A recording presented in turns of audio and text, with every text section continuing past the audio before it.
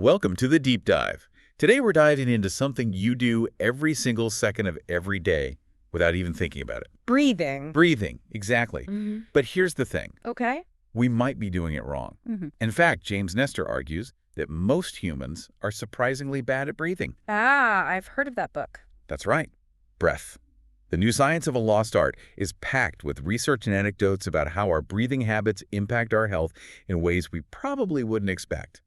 And that's what we're going to unpack today. Sounds fascinating. So I thought we could start with something we all know we should do, but maybe don't always remember. Let me guess. Breathing through our noses. You got it. We all heard it from our parents growing up. Breathe through your nose. But Nestor really dives deep into the why. It's actually amazing how much the nose does. It's way more than just a passageway for air. Like what? Well, think of your nose as this super sophisticated system that prepares air for the lungs. Okay. It filters, humidifies, warms the air, and even boosts nitric oxide. Hold on. Nitric oxide. What does that have to do with breathing? A lot, actually. Nitric oxide helps with better oxygen absorption throughout the body. Wow. Yeah, Nestor describes this incredible journey that the air takes. Yeah. It swirls through your nasal cavities, passing over these bony structures called turbinates. Turbinates? Yeah, and it also gets swept along by tiny cilia, those little hairs in your nose. Okay. And all of this is happening while the air gets warmed and moistened, and that nitric oxide is released from the sinuses. So our noses are like high-tech air purifiers. I like that analogy. And because of all this, nasal breathing can actually deliver 18% more oxygen than mouth breathing. 18%. That's huge. It is. So breathing through your nose, it's not just some old wives' tale. Not at all. Okay. So that's the good stuff.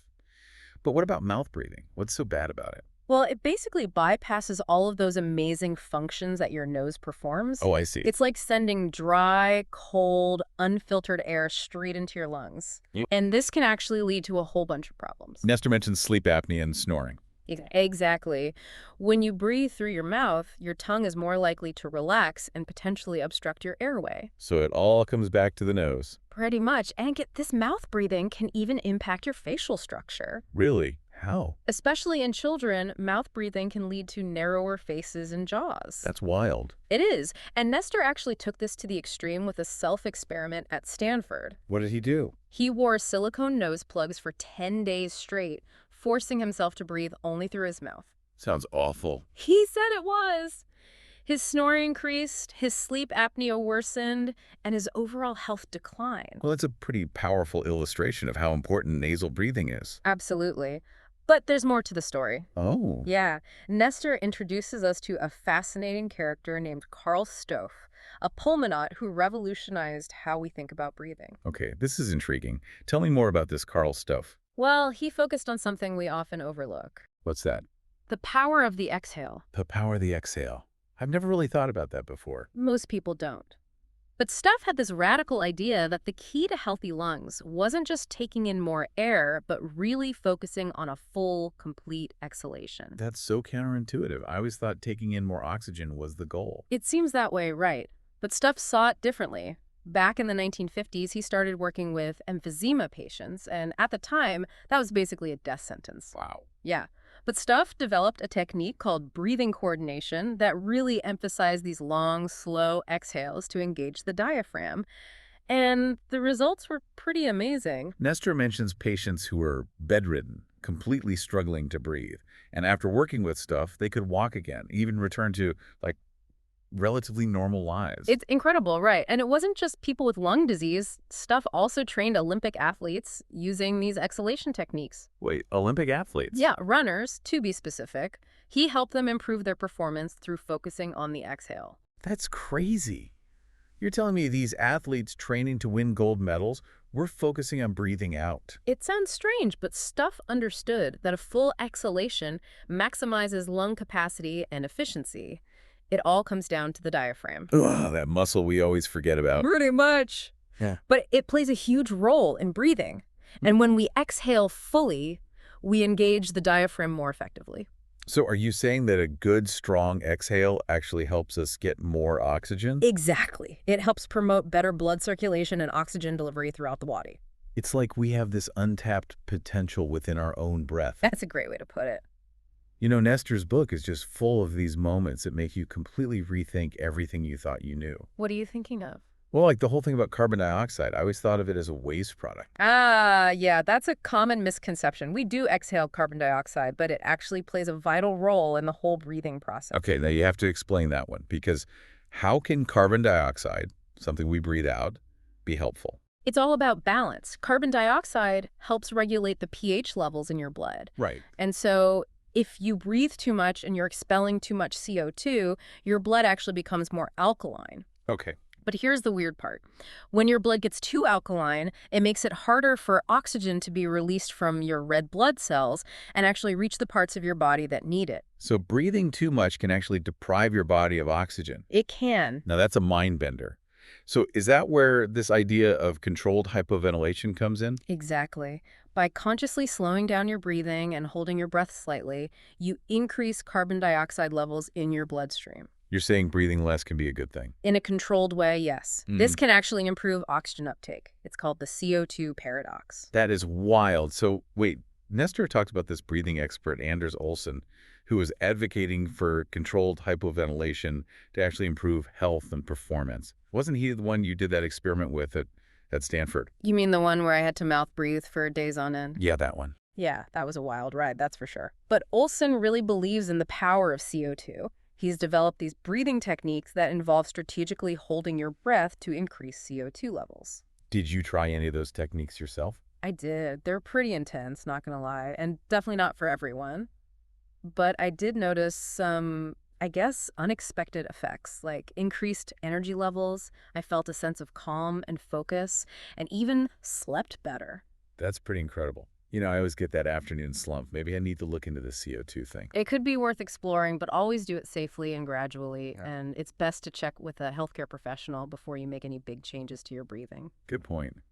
It's so interesting how Nestor's book just makes you want to question everything and experiment. Right. And another part that really blew my mind was the whole section on what he calls the shrinking mouth. Yeah, that connection between what we eat, our facial structure, and how we breathe is fascinating. Nestor talks about this Dr. Weston Price, who compared the diets and health of indigenous populations to those living in industrialized societies. Yeah. And the indigenous groups, who were eating these traditional diets, had these wide jaws, straight teeth, and almost no breathing problems. I remember that. But the people in industrialized societies, even within the same families, once they adopted industrialized food, they started showing a decline in jaw size, Ugh. more crooked teeth, and more breathing difficulties. And it all boils down to our modern diet. Soft foods. Right. Our ancestors spent hours chewing tough, fibrous foods, which developed strong jaw muscles and wide palates. Whereas today, we're all about that soft, processed food life. Exactly. And that means we're not using our jaw muscles as much. And as a result, our mouths are literally shrinking. So you're kind of breathing ourselves into a corner. In a sense, yes. But the good news is that we can actually reverse some of this damage. Wait, really? How? There are dentists and orthodontists who specialize in techniques that expand the palate. And we can all make a conscious effort to chew more. Like how? Chewing gum, eating crunchy fruits and vegetables, even just chewing your food more thoroughly. I guess I could stand to chew my food a little more. These simple things can strengthen jaw muscles and promote better facial development. So I'm taking away chew more gum from this. Oh. But there's another fascinating aspect of breathing that I wanted to touch on. It's like this mind-body connection. It is. Breathing is both this physical act and something we can control. Right. It's like this unique bridge between our voluntary actions and our involuntary functions. Absolutely. And because of that, it gives us this amazing ability to influence both our physical and mental states. And that's where Nestor's exploration of ancient breathing practices like tumo breathing comes in. Tumo breathing, it sounds so mystical. It is pretty fascinating. It's often associated with Tibetan Buddhist monks. Right. And it involves these specific breathing patterns and visualizations that are said to generate intense internal heat. It's like Wim Hof, the Iceman. Exactly. He's a great example of how these extreme breathing practices can really push the boundaries of what we think is humanly possible. Sitting in ice baths for hours. He credits it all to his breathing techniques. And while there's definitely potential for health benefits with practices like Tumo, it's important to remember that they're pretty advanced. Yeah, you probably shouldn't just try this at home. Definitely not. It's best to learn from a qualified teacher. And Nestor actually talks about his own experiences with Tumo, as well as another intense breathing practice called holotropic breath work. Oh, yeah, that one's intense. It was developed by a psychiatrist, Stanislav Grof, and it uses heavy breathing to induce altered states of consciousness. It's like exploring your psyche without drugs. That's a good way to put it. Nestor describes his holotropic breathwork experience as pretty wild hours of hyperventilating, leading to hallucinations and emotional releases. It's definitely not for the faint of heart, but it does show just how powerful the breath can be in accessing deeper levels of ourselves. So we've covered a lot of ground in this deep dive. From the anatomy of our noses to the power of the exhale, the CO2 paradox, the shrinking mouth, and even these mind-bending extreme breathing practices. It's amazing how much there is to learn about something we do so naturally. Right. It really highlights how even the most basic, everyday functions can hold these profound secrets and untapped potential. It makes you wonder what else we're overlooking. But before we wrap up, I want to bring it back to our listeners.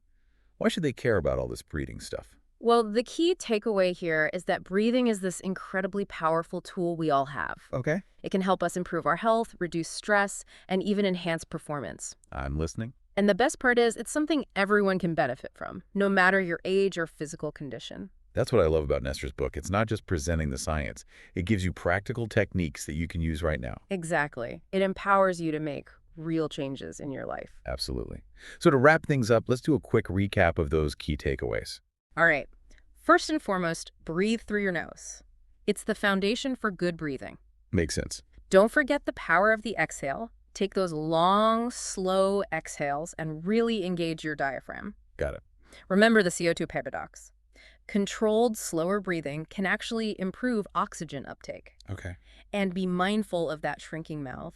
Chew your food thoroughly, eat crunchy foods, and maybe even chew some gum to strengthen those jaw muscles. Chewing more gum is definitely happening for me. It's all about making those small changes that can lead to big results. This deep dive into the world of breathing has been incredible. I've learned so much. Me too. But before we go, I want to leave our listeners with a final thought. What if simply changing how you breathe could unlock a world of potential within you? It's something to think about. Maybe the answer lies in the very next breath you take. Thanks for joining us on this deep dive.